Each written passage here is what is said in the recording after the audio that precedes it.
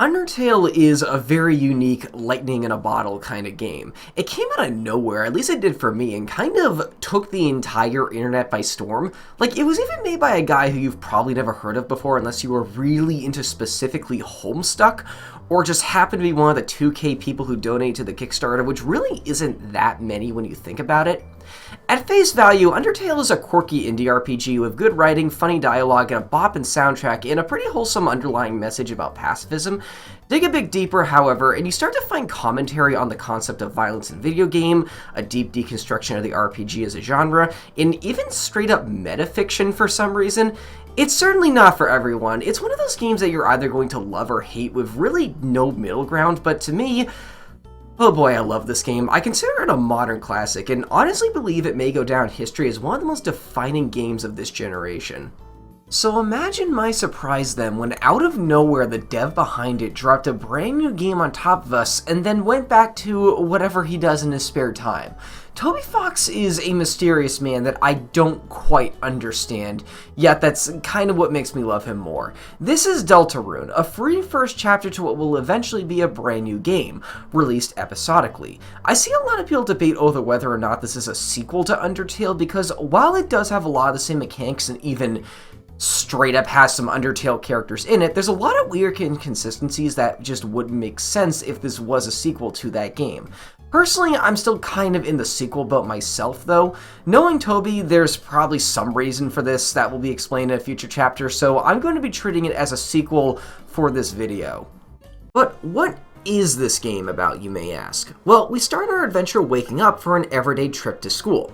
Pretty mundane compared to the first game, but I guess we gotta start somewhere. Right off the bat, something about this game just feels particularly odd. You play as this kid named Chris who never appeared in Undertale, yet you mysteriously live with Toriel's reunited family. And Azrael is now your brother, who went off to college leaving you as sort of an only sibling. After some time examining your entire house and wondering where the heck Frisk is, you head off and are actually late for class.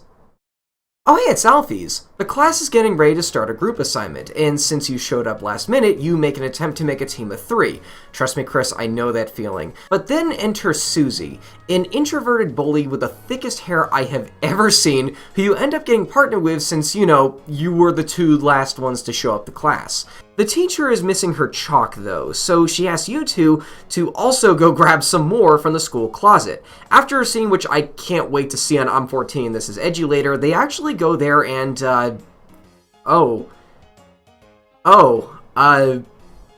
that's not a normal closet. We have fallen into some weird alternate world thing where everything is all medieval, we got some new duds, Dream Drop Distance style, and everything is based off card suits and wants us dead for some reason. Eventually you outrun the assault and meet this guy in a cloak. He explains the legend of the land to you, or, you know, he doesn't, depends on if you want him to. You can actually blow off his whole explanation, which I love, and then, okay, I guess this guy wants to introduce himself first. This is Lancer, and he wants to do it through battles, so you know he's going to be a fun character. By the way, I am aware that I haven't talked at all about the actual game mechanics yet. I just want to try laying out this entire plot before I dig deeper into this game. I'm still new at this review thing, give me a breather here. Afterwards, he runs off, as does Susie, and the guy in the cloak reveals himself as Rousey. He also says that he's a prince, though doesn't elaborate on it much, which I personally find a little weird.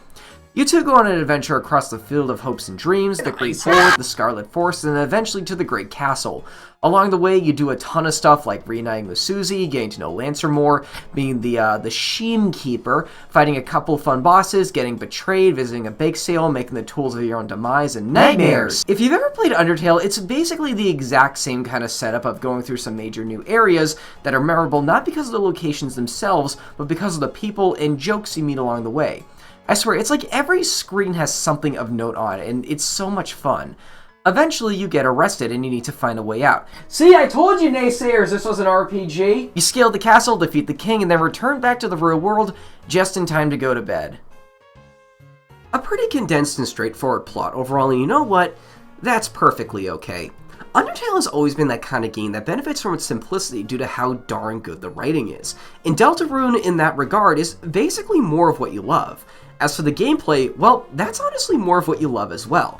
However, one thing I really need to talk about is the overhauled battle system. Toby completely rebuilt this thing from the ground up, or at least it feels that way.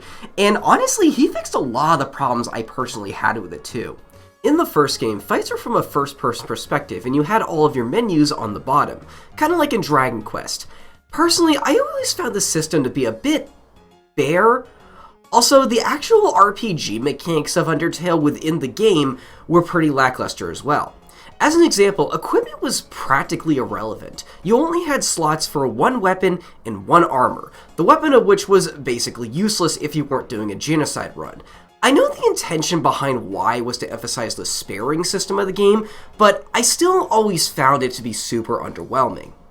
In Deltarune, however, it plays ever so slightly more like a traditional RPG. Battles are now from the side and more visually interesting as a result. You have more than one party member now, making things more strategic, and each one can equip up to 3 items. Most equipment also gives you some kind of bonus as well, which I don't think actually does anything right now, but later I'm kind of hoping in future chapters this gives them the ability to give characters like passive abilities or something. That'd be pretty awesome. Yet at the same time, Toby miraculously manages to have his cake and eat it too by still finding a way to incorporate that spare system into the game that makes Undertale, well, Undertale. You know, I've actually heard some people online criticize some of these changes. The most common problem I tend to hear is the side view. Some people find it a tad immersion breaking since the previous first-person perspective left a lot to what was actually going on in battle, particularly enemy attacks, up to the imagination. Like, as an example, I met this guy back when I was making my quantum theory thesis by the name of Switchy. We now casually watch each other's stuff and may or may not have considered doing somewhat of a collab at some point. He also made a video about Deltarune, and this is one of his biggest problems with it. And, The Sans fight. There are a ton of fan creations that take advantage of its abstract visuals to make up awesome interpretations of what the battle actually looked like, but the bullet hell system doesn't really make a lot of sense from a third-person perspective.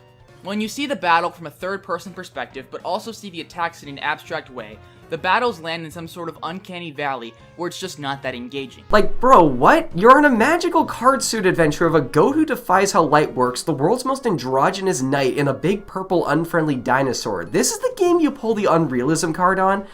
I get the argument here, but like, come on man, it's called creative liberty. I love this mechanic where you just turn to a heart and dodge monster attacks.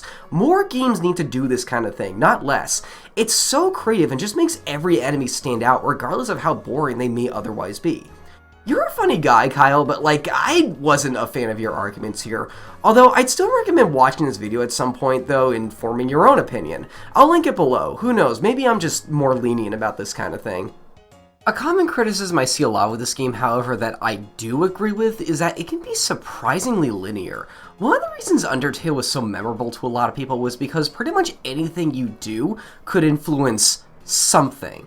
Like, for example, if you kill Toriel at the very start, reload your save, and then do a pacifist run of that boss instead, Flowey would actually comment on that when you meet him again. This isn't unprecedented in games, of course, but something about how this title did it made it feel unique. Deltarune, by comparison, has like 1.5 endings. Now, for what's supposed to be a first chapter or something bigger, this is totally understandable, but I was still really surprised and even a bit frustrated by how little the stuff you do in the game actually adds up to anything to make your playthrough unique. Another big problem I have with this title, and I feel this is more of a personal note because I really haven't seen as many people argue this, but I have some serious criticisms with specifically the character designs of the major characters. Lancer, for example, just looks a little too much like Sans to me, and it doesn't help that both characters basically do the exact same thing in their respective first areas. Chris just looks like an edgier recolor of Frisk. Rousey, well, Rousey's pretty gosh darn cute, I'm not gonna lie, but the color choices on him are awful. Why would you design a mostly black character in a game that's 90% black backgrounds? You couldn't have made him gray or something? He blends into everything, and it just makes it difficult to read what he's supposed to be doing, or even what he's supposed to look like. Like, no joke, when I first saw him, I thought he was some kind of black insect at first. And then there's Susie, who just looks really Tumblr baity to me. Is that even a phrase? Like, if you ever heard the term furry bait, this is Tumblr bait. I think it's the hair. And even aside from that, she just looks very try-hardy to me as well.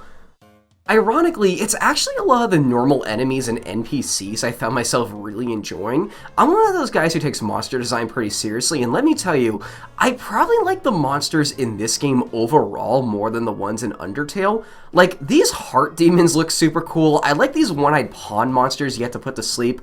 These guys look like Tokis to me. This thing is straight up a nobody, and this checker piece boss looks a lot like that weird Japanese roof tile mascot. Like, this is some monster design I can seriously get behind. I also gotta appreciate that this game sticks with the motif of everything being based off either a card suit, a toy, or some kind of board game piece. At the end of the game, it's revealed that the entire adventure was just Chris and Susie playing D&D or something, and you can see a lot of the characters along the floor. This level of consistency to the theme is really commendable. I mean, compare that to the first game, where you meet a new enemy and half the time you're like, what the heck even is this thing? And of course, how can I talk about the monsters of Deltarune without mentioning Jevil, the super boss of the game? I'm not sure how many folks know this because I haven't really LP'd that many games of them, but I have a real thing for super bosses. I just love the idea of an optional fight that tests all of your abilities, even more so than the final boss. I love these types of fights, the hardest to date I've defeated probably being Mysterious Figure from Birth by Sleep, although Sans is pretty up there as well. Jevil by comparison, well, while he was challenging, I'm not gonna lie, I actually found him quite easy as far as super bosses go. Like, he only took me 4 tries. It was a bit disappointing to be honest, even though I did still have a lot of fun learning his patterns. I'm kinda hoping future chapters have their own super bosses though, because Toby has always been really great at designing these. Oh, something else I really want to talk about is the ending. Not the Mortal Kombat part of the ending where you rip your heart out, because I feel that's just Toby being deliberately vague again, but the part before that where you're allowed to run around the entire town and meet all of the familiar faces from the first game. This part was awesome, and as a huge fan of Undertale, there's something really wholesome about being able to see everyone in a more candid environment. You know, there's everyone from Undyne to Snowdrake to that little dragon family. Alphys lives in an alley now, Asgore, Braddy and Catty. Is this guy missing an arm? Monster Kid, I think. Man, I can't believe Gerson died! Burger Pants is great as usual. There's Onion-san. Onion-san.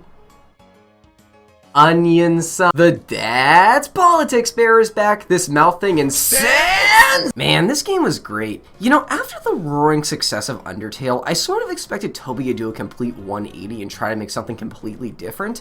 I mean, that's typically what I've noticed solo devs to do after creating a cultural phenomenon such as Undertale. But honestly, I really like how this game turned out. And I'm very intrigued by the claims that this is going to be an episodic game. I don't know when we should expect more episodes, but rest assured I will be looking forward to them. And my sister and I might even let's play them as well. Until then though, I guess all we can do is speculate and look brightly towards the future.